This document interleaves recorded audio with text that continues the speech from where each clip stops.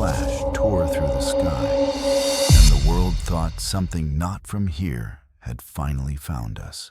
It's the 1950s, Nevada desert. Strange lights race across the sky. Locals whisper, it's the UFOs. The story spread, headlines ignite. But the UFOs aren't visitors from space. They're spy planes. And the CIA lets the lie live, because the bigger the story, the safer their secret.